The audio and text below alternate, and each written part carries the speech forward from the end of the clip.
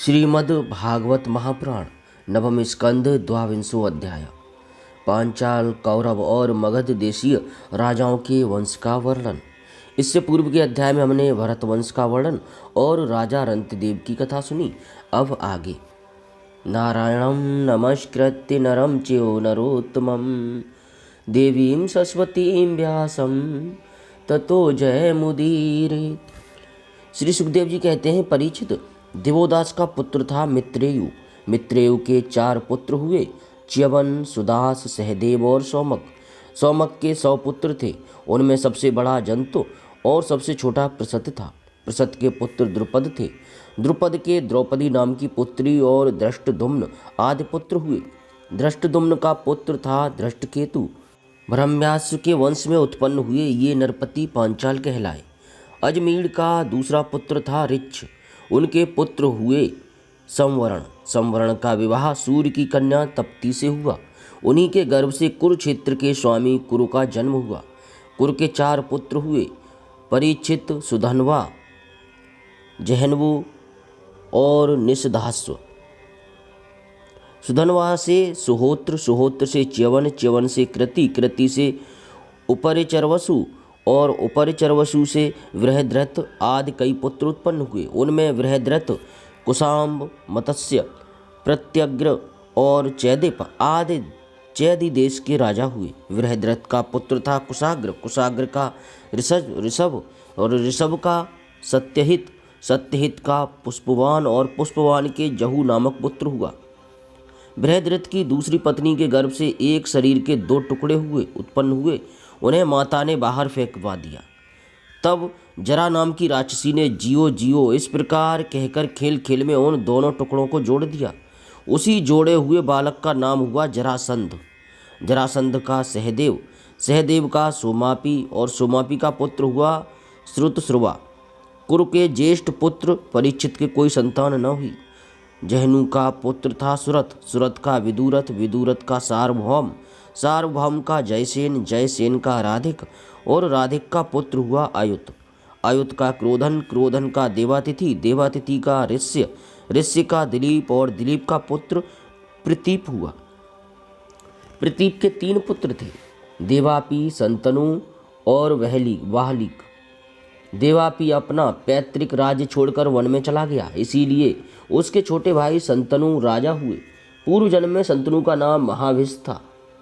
इस जन्म में भी वे अपने हाथ से जिसे छू देते थे वह बूढ़े से जवान हो जाता था, उसे परम शांति मिल जाती थी। इसी करामात के कारण उनका नाम संतनु हुआ। एक बार संतनु के राज्य में 12 वर्ष तक इंद्र ने वर्षा नहीं की। इस पर ब्राह्मणों ने संतनु से कहा कि तुमने अपने बड़े भाई देवापी से पहले ही विवाह, अग्निहोत्र और राजपद को स्वीकार कर लिया, अतः तुम परिवेत्ता हो। इसी से तुम्हारे राज्य में वर्षा नहीं होती। अब यदि तुम अपने नगर और राष्ट्र की उन्नति चाहते हो तो शीघ्र से शीघ्र अपने बड़े भाई को राज्य लौटा दो। जब ब्राह्मणों ने संतनु से इस प्रकार कहा, तब उन्होंने वन में जाकर अपने बड़े भाई देवापी से राज्य स्वीकार करने का अनुरोध किया। परंतु संतनु के मंत्री अस्मरात ने पहले से ही उनके पास कुछ ऐसे ब्राह्मण भेज दिए थे जो वेद को दूषित करने वाले वचनों से देवापी को वेद मार्ग से विचलित कर चुके थे। इसका फल यह हुआ कि देवापी वेदों के अनुसार गृहस्थ आश्रम स्वीकार करने की जगह उनकी निंदा करने लगे। इसलिए वे राज्य के अधिकार से वंचित हो गए और तब संतनु के राज्य में वर्षा हुई। देवापी इस समय भी योग साधना कर रहे हैं और योगियों के प्रसिद्ध निवास स्थान कलाप ग्राम में रहते हैं। जब कलयुग में चंद्रवंश का नाश हो जाएगा तब सत्ययुग के प्रारंभ में वे फिर उसकी स्थापना करेंगे। संतनु के छोटे भाई वहलीक का पुत्र हुआ सोमदत्त। सोमदत्त के 3 पुत्र हुए, भूरी, भूरिश्रवा और सल।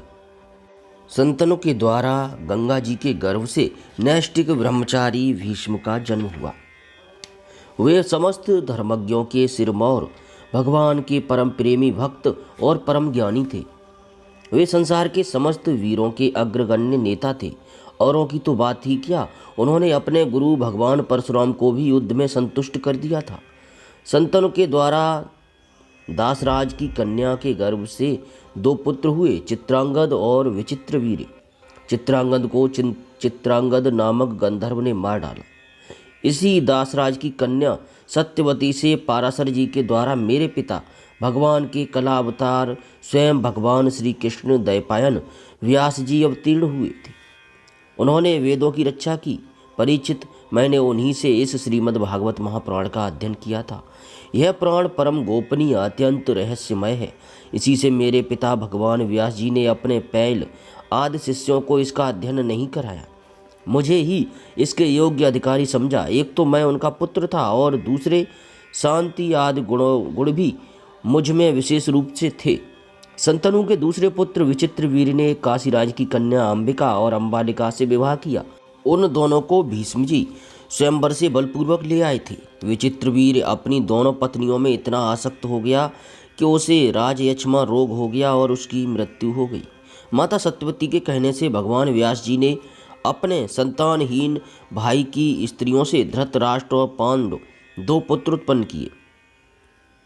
उनकी दासी से तीसरे पुत्र विदुर जी हुए। परीक्षित, धृतराष्ट्र की पत्नी थी गांधारी, उसके गर्भ से 100 पुत्र हुए।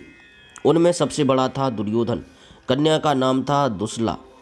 पांडु की पत्नी थी कुंती। शापवश पांडु स्त्री सहवास नहीं कर सकते थे, इसलिए उनकी पत्नी कुंती के गर्भ से धर्म, वायु और इंद्र के द्वारा क्रमशः युधिष्ठिर, भीमसेन और अर्जुन नाम के 3 पुत्र उत्पन्न हुए। ये तीनों के तीनों महारथी थे। पांडु की दूसरी पत्नी का नाम था माद्री। दोनों अश्विनी कुमारों के द्वारा उसके गर्भ से नकुल और सहदेव का जन्म हुआ।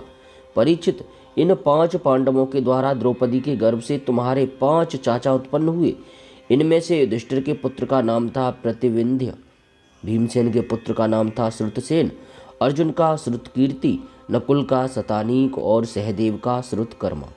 इनके सिवा युधिष्ठिर के पौरवी नाम की पत्नी से दैवक और भीमसेन के हिडिंबा से घटोत्कच और काली से सर्वगत नाम के पुत्र हुए। सहदेव के पर्वत कुमारी विजया से सुहोत्र और नकुल के करेणुमती से निर्मित्र हुआ। अर्जुन द्वारा नागकन्या उलूपी के गर्भ से इरावान और मणिपुर नरेश की कन्या से बभ्रुवाहन का जन्म हुआ। बभ्रुवाहन अपने नाना का ही पुत्र माना गया, क्योंकि पहले से ही यह बात तय हो चुकी थी। अर्जुन की सुभद्रा नाम की पत्नी से तुम्हारे पिता अभिमन्यु का जन्म हुआ। वीर अभिमन्यु ने सभी अतिरथियों को जीत लिया था। अभिमन्यु के द्वारा उत्तरा के गर्भ से तुम्हारा जन्म हुआ। परीक्षित, उस समय कुरुवंश का नाश हो चुका था। अश्वत्थामा के ब्रह्मास्त्र से तुम भी जल ही चुके थे, परंतु भगवान श्री कृष्ण ने अपने प्रभाव से तुम्हें उस मृत्यु से जीता जागता बचा लिया। परीक्षित, तुम्हारे पुत्र तो सामने ही बैठे हुए हैं। इनके नाम हैं जन्मेजय, श्रुतसेन, भीमसेन और उग्रसेन। ये सब के सब बड़े पराक्रमी हैं। तब जब तक्षक के काटने से तुम्हारी मृत्यु हो जाएगी, तब इस बात को जानकर जन्मेजय बहुत क्रोधित होगा और यह सर्प यज्ञ की आग में सर्पों का हवन करेगा। यह काव्यशय तुर्को पुरोहित बनाकर अश्वमेध यज्ञ करेगा और सब ओर से सारी पृथ्वी पर विजय प्राप्त करके यज्ञों के द्वारा भगवान की आराधना करेगा। जन्मेजय का पुत्र होगा शतानीक। वह याज्ञवल्क्य ऋषि से तीनों वेद और कर्मकांड की तथा कृपाचार्य से अस्त्र विद्या की शिक्षा प्राप्त करेगा एवं शौनक जी से आत्मज्ञान का संपादन करके आप परमात्मा को प्राप्त होगा। शतानीक का सहस्त्रानीक, सहस्त्रानीक का अश्वमेधज, अश्वमेधज का असीम कृष्ण और असीम कृष्ण का पुत्र होगा नेमि चक्र। जब हस्तिनापुर गंगा जी में बह जाएगा, तब वह कौशाम्बीपुरी में सुखपूर्वक निवास करेगा। नेमि चक्र का पुत्र होगा चित्ररथ, चित्ररथ का कविरथ, कविरथ का वृष्टिमान, वृष्टिमान का राजा सुषेण, सुषेण का सुनीत, सुनीत का नृचक्षु, नृचक्षु का सुखीनल, सुखीनल का परिप्लव, परिप्लव का सुनय, सुनय का मेधावी, मेधावी का निरपंजय, निरपंजय का दूर्व, दूर्व का पुत्र तिमी होगा। तिमी से बृहद्रथ, बृहद्रथ से सुदास, सुदास से शतानीक, शतानीक से दुर्दमन, दुर्दमन से वही नर से दंडपाणी, दंडपाणी से निमि और निमि से राजा क्षेमक का जन्म होगा। इस प्रकार मैंने तुम्हें ब्राह्मण और क्षत्रिय दोनों की उत्पत्ति स्थान सोम वंश का वर्णन सुनाया। बड़े बड़े देवता और ऋषि इस वंश का सत्कार करते हैं। यह वंश कलयुग में राजा छिमक के साथ ही समाप्त हो जाएगा। अब मैं भविष्य में होने वाले मगध देश के राजाओं का वर्णन सुनाता हूँ। जरासंध के पुत्र सहदेव से मर्जार, मर्जार से श्रुतश्रवा, श्रुतश्रवा से अयुतायु और अयुतायु से निर्मित्र नामक पुत्र होगा। निर्मित्र के सुनछत्र, सुनछत्र के बृहत्सेन, बृहत्सेन के कर्मजित, कर्मजित के श्रुतंजय, श्रुतंजय के विप्र और विप्र के पुत्र का नाम होगा सुचि। सुच से क्षेम, क्षेम से सुव्रत, सुव्रत से धर्मसूत्र, धर्मसूत्र से सम से द्युमत्सेन, द्युमत्सेन से सुमति और सुमत से सुबल का जन्म होगा। सुबल का सुनीत, सुनीत का सत्यजित, सत्यजित का विश्वजित और विश्वजित का पुत्र रिपुंजय होगा। ये सब बृहद्रथ वंश के राजा होंगे। इनका शासनकाल 1000 वर्ष के भीतर ही होगा। श्रीमद् भागवत महापुराण नवम स्कंध 22वां अध्याय समाप्त। जय श्री कृष्ण।